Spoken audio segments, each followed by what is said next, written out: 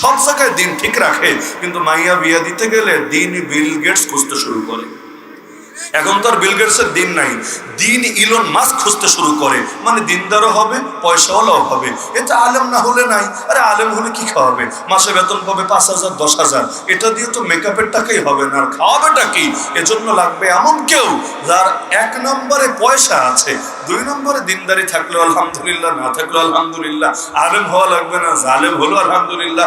আর যদি বিদেশে থাকে আর তারে বিদেশে নিয়ে যাবে এই টাইপের কথাবার্তা থাকে, আর কোনো চিন্তার বিষয় নাই, তার হাতে তুলে দিবে।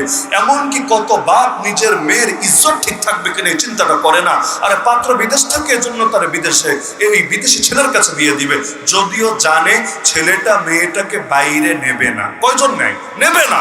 তাহলে এই যে একবার বিয়ে করবে, বিয়ের পর সেই যে যাবে 2 বছর পর, 3 বছর পর, 5 বছর পর দেশে আসবে, এই যে মেয়েটা, একটা যুবতী মেয়ে, এই 5টা বছর সে সবর করবে কিভাবে? তাই ফিতনার জামানা, এই নব্য জাহেলিয়াতের দেশে, যেখানে গুনার পরিবেশ সব খুলে রাখা হয়েছে। আরে ঘরেও গুনাহের পরিবেশ, বাইরেও গুনাহের পরিবেশ, টিভি ছাড়লেও গুনাহের পরিবেশ, রাস্তায় হাঁটতে গেলেও গুনাহের পরিবেশ। আরে যদি পুরো সমাজটা হাসান বসরি আর রাবেয়া বসরি দিয়ে ভরা থাকতো, তাও তো ফিতনার আশঙ্কা ছিল। আর সেখানে এই বছরের পর বছর যুবতী মেয়েটা কিভাবে থাকবে খবরই নাই। এমনকি দেখা যাবে বিদেশি ছেলে পেয়েছে, ছেলের বয়স বেশি না 60 বছর, ছেলের বয়স বেশি না 70 বছর, তাও বিয়ে দিতে এক পায়ে খাড়া। কেন? পয়সা লাগবে, পয়সা। মেয়ের বয়স 15, ছেলের বয়স 60, বিয়ে হয় না মনে হয় দেশে? হয়, যদিও চিন্তা করে না যে দিন শেষে তার আখলাকের কি অবস্থা হবে, সে কি নিজেকে হেফাজত করতে পারবে? স্বামী চলে গেছে বিদেশে, দেবরকে দায়িত্ব দিয়ে গিয়েছে, তুমি দেখে শুনে রাখো, কেনাকাটা যা করা লাগে তুমি কিনে দিও। তো দেখে শুনে তো রাখবে, দেখে শুনে রাখার পরিণতি কি হতে পারে এইটা তো আর মাথায় থাকে না। যার কারণে কত দুর্ঘটনার খবর নিয়মিত পত্রপত্রিকায় পড়া লাগে। তাহলে এগুলোর দায় কি বাপগুলোর উপর নাই?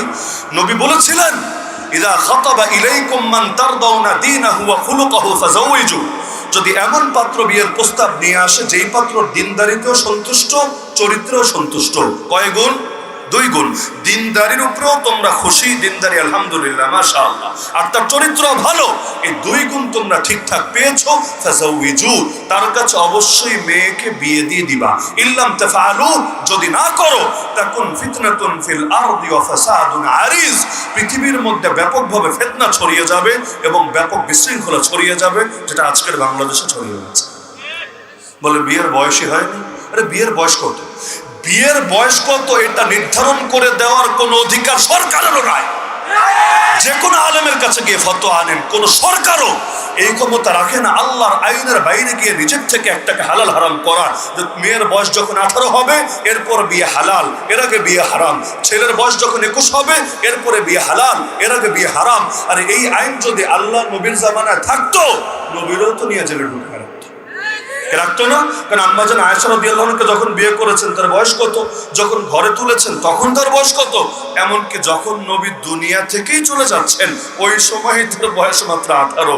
ওই সময় 18, যখন সংসার শেষ, ওফাত হয়ে যাচ্ছে আল্লাহ রাসূলের। তাহলে বিয়ের দিনই তো রাসূলের বিরুদ্ধে এফআইআর করতো, মামলা দায়ের করতো, এবং তাকে কাশিমপুর কারাগারে নিয়ে ওই আলেম ওলামার এই যুগে যেভাবে ঢুকিয়ে রেখেছে ওভাবে রাখতো।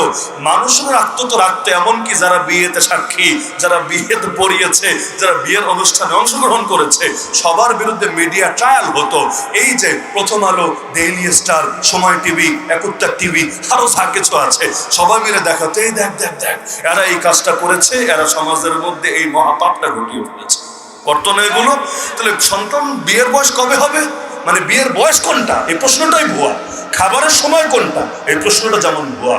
খাবার খাবো তখন পেটে ক্ষুধা লাগবে যখন। ক্ষুধাকে সবসময় ঘড়ি ধরে ধরে লাগে? আরে ঘড়ি ধরে ধরে লাগে? এমনও হতে পারে কোনোদিন দুপুর পার হয়ে বিকাল হয়েছে, ক্ষুধা লাগে না, খাবার মনে চায়। আর কোনোদিন 2টা বাজে নাই, সকালে একবার নাস্তা করেছেন, 11টা 12টা বেজেছে, ক্ষুধা একেবারে গ্যাস্ট্রিকের যন্ত্রণা শুরু হয়ে গেছে। তো এখন যন্ত্রণা হচ্ছে, আপনি ভাবলেন না টাইম তো হয় নাই, সবর করি, টাইম হওয়ার পরে খাবো। এইরকম উল্টাপাল্টা চিন্তা কেউ করে না। কেউ হোস্টেলে থাকলে ভিন্ন আলাপ, না হলে গিয়ে আর কিছু না হলো দোকান থেকে একটা রুটি কেনে, একটা কেক কেনে, একটা কলা কেনে। কারণ পেটের ক্ষুধা সবসময় সিগন্যাল দিয়ে আসবে না, ক্ষুধা লাগলে কিচ্ছু করার নাই, খেতে হবে। তাহলে পেটের ক্ষুধা যেমন বলে কয়ে আসে না, ঘড়ি ধরে ধরে ক্যালেন্ডারে তারিখ দেখে দেখে আসে না, লজ্জাস্থানের ক্ষুধাও এভাবে তারিখ দেখে দেখে আসা সম্ভব না। 17 বছর 11 মাস 29 দিন হয়েছে, তার কোনো চাহিদা আসে নাই, সে শিশু, নাক টিপলে দুধ বের হবে। আর মাত্র রাত 12টা বাজলে 18 বছর পুরো হলে সব ক্ষুধা এসে হাজির হবে, বেচারা পাগল হয়ে যাবে। কিভাবে সম্ভব? এটা না ধর্মের যুক্তিতে সম্ভব, না বিজ্ঞানের যুক্তিতে সম্ভব।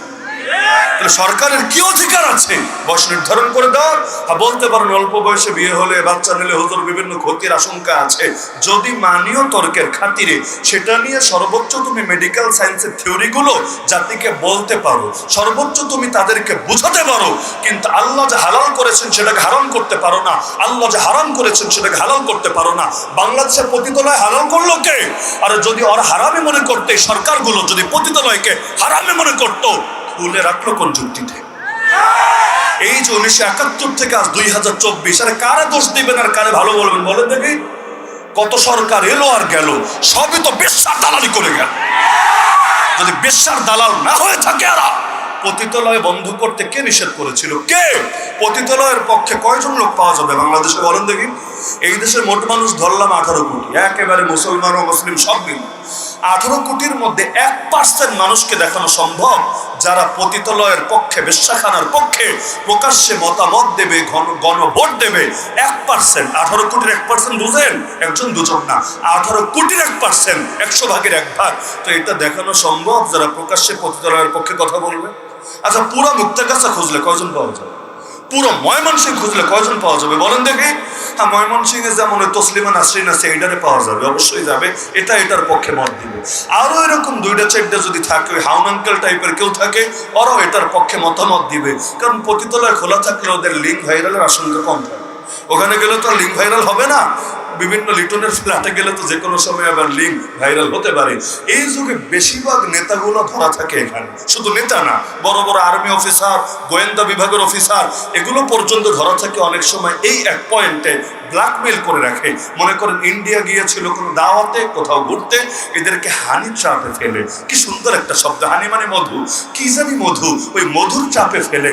আর বেচারাও, মধু তো ভালো জিনিস, মৃত্যু ছাড়া সব রোগের ওষুধ। তো এখন মধুর চাপে পড়ে তারাও পারে না মধু না খেয়ে থাকতে, তো হোটেলে বৈশা বৈশা মধু খায়। আর সকালবেলা তারে দেখায়, ওই রে রাতের বেলা কি করছো জানোস, গোপন ক্যামেরা ছিল, এই দেখ, একেবারে এইচডি ভিডিও আছে, ভাইরাল করবো না আমাদের হয়ে কাজ করবি বল? বাধ্য, মানিজ্যতের ব্যাপার আছে, চাকরিও তো যাবে, যদি বেইজ্জতি হয় সে কি করবে? বাধ্য হয়ে বলে, যে শর্ত দিবা সেই শর্তে রাজি আছি, তাও আমার ভিডিও ভাইরাল করো না। তখন শর্ত দেয়, ঠিক আছে তাহলে দেশটা আমারে দিয়ে দে। তখন শর্ত দেয় যে এই শর্ত মান, তাহলে তোর গদিও ঠিক থাকবে এবং তোর লিঙ্ক গোপন থাকবে। আর যদি না মানিস, তোর কিন্তু খবর আছে।